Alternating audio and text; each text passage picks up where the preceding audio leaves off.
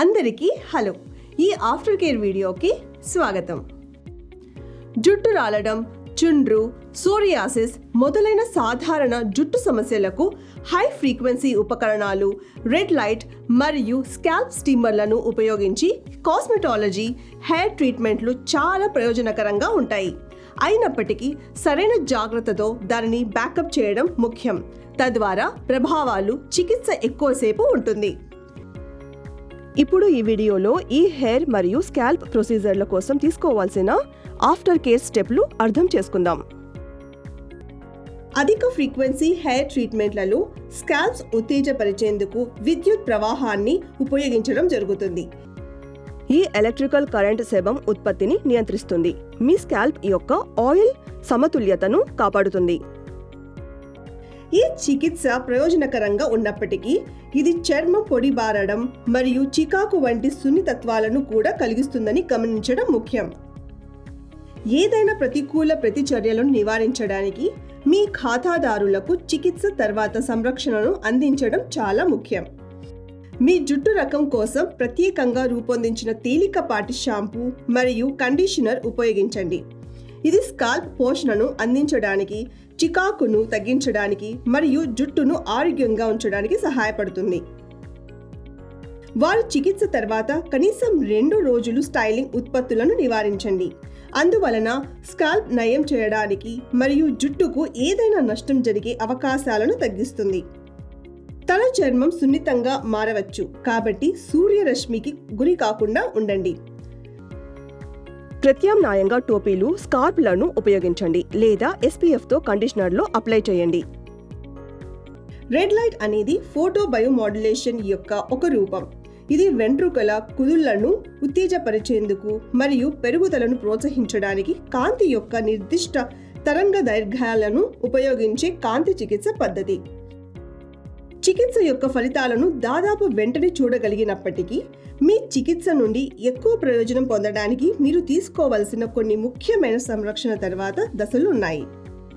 Red light థెరపీకి after care స్టెప్లు. మొదటి దశ, మీ జుట్టును 24 గంటల పాటు కడగడం నివారించడం. ఎందుకంటే వెలుతురు వెంట్రుకల కుదుళ్లలోకి చొచ్చుకుపోతుంది మరియు చాలా త్వరగా షాంపూతో తలస్నానం చేస్తే జుట్టు విరిగిపోయే అవకాశం ఉంది. మీరు మీ జుట్టును తప్పనిసరిగా కడగవలసి వస్తే మృదువైన సల్ఫేట్ లేని షాంపూని ఉపయోగించండి మరియు చల్లనీటితో శుభ్రం చేయడం ముగించండి. ఏదైనా స్టైలింగ్ ఉత్పత్తులను ఉపయోగించే ముందు 24 గంటలు వేచి ఉండటం రెండవ దశ. ఇది జుట్టు స్థిరపడడానికి మరియు కాంతి చికిత్స ప్రభావవంతంగా ఉందని నిర్ధారించడానికి. మీరు ఆల్కహాల్ ఉన్న ఉత్పత్తిని ఉపయోగిస్తుంటే అలా చేయడానికి ముందు 48 గంటలు వేచి ఉండండి. చికిత్స తర్వాత డీప్ కండిషనర్ని ఉపయోగించడం మరియు స్ట్రాండ్స్ను రక్షించడంలో మరియు వాటిని తేమగా ఉంచడంలో సహాయపడటానికి లీవ్ ఇన్ కండిషనర్ని ఉపయోగించడం కూడా చాలా ముఖ్యం. ఇది చికిత్స తర్వాత జుట్టు ఆరోగ్యంగా మరియు బలంగా ఉండేలా చేస్తుంది. చివరిగా, చికిత్స తర్వాత మొదటి 48 గంటల వరకు సూర్యరశ్మికి ఎక్కువగా బహిర్గతం కాకుండా ఉండటం ముఖ్యం. ఆరు బయట ఉన్నప్పుడు టోపీని ధరించడం లేదా లీవ్ ఇన్ కండిషనర్ని ఉపయోగించడం నిర్ధారించుకోండి. విపరీతమైన వాతావరణ పరిస్థితులకు తల చర్మం బహిర్గతం కాకుండా ఉండండి. కాస్మెటాలజీలో స్కాల్ప్ స్టీమర్స్ చికిత్సల తర్వాత సంరక్షణ కోసం ఇక్కడ కొన్ని చిట్కాలున్నాయి. స్కాల్ప్స్ మాయిశ్చరైజ్ చేయండి. స్కాల్ప్ స్టీమర్స్ ట్రీట్మెంట్ తర్వాత స్కాల్ప్ పొడిగా మరియు పెలుసుగా మారుతుంది. దీనిని పరిష్కరించడానికి సహాయం చేయడానికి చికిత్స తర్వాత మాయిశ్చరైజింగ్ షాంపూ మరియు కండిషనర్ను ఉపయోగించండి. ఇది చాలా ముఖ్యం. ఇది చికిత్స సమయంలో తొలగించబడిన సహజ నూనెలను భర్తీ చేయడానికి సహాయపడుతుంది మరియు స్కాల్ప్ బాగా హైడ్రేటెడ్గా ఉంచడానికి సహాయపడుతుంది. యాంటీ డాండ్రఫ్ షాంపూని ఉపయోగించండి. స్కాల్ప్ స్టీమర్ ట్రీట్మెంట్ సమయంలో ప్రోడక్ట్ బిల్డప్ లేదా బ్యాక్టీరియాతో ఫాలికల్స్ మూసుకుపోతాయి.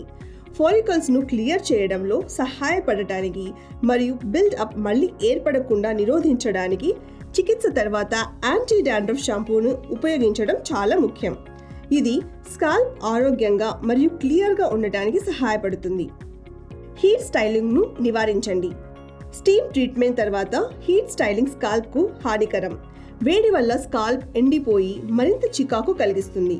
స్కాల్ప్ను రక్షించడానికి చికిత్స తర్వాత కనీసం 1 వారం వరకు జుట్టుపై వేడి సాధనాలను ఉపయోగించకుండా ఉండటం మంచిది. కఠినమైన ఉత్పత్తులను ఉపయోగించడం మానుకోండి.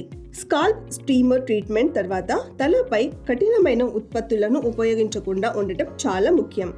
ఇందులో సల్ఫేట్లు, పారాబెన్లు మరియు ఆల్కహాల్ ఉన్న ఉత్పత్తులు ఉన్నాయి. ఇవన్నీ చాలా పొడిగా ఉంటాయి మరియు తలపై మరింత చికాకును కలిగిస్తాయి.